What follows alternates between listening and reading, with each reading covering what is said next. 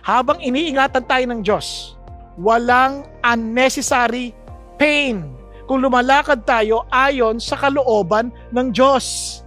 Siyempre, may mga pains na pag hindi ka sumunod sa Panginoon Diyos, kasalanan na natin yun. Pero as we are walking according to the will of God, lumalakad tayo ayon sa kalooban ng Diyos, walang unnecessary pain. Tingnan nyo ha? Kaya we greatly rejoice. Yung pain na yon is purposeful. Sinasadya at may dahilan. Even though now for a little while, whoops, sarap.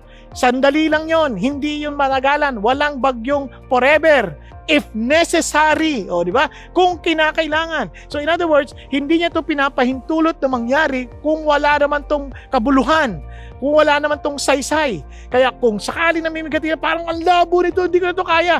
Oops, relax ka lang.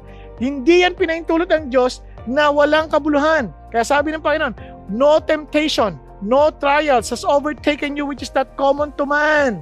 But God is faithful that He will not let you be tempted beyond your strength. Di ba? Hindi niya ginawa parang dahil lagpas sa yung kakayanan. Hindi. Bakit? Kasi gusto ko niya magtagumpay. Gusto niya tayo magtagumpay. Ano sabi ng Panginoon?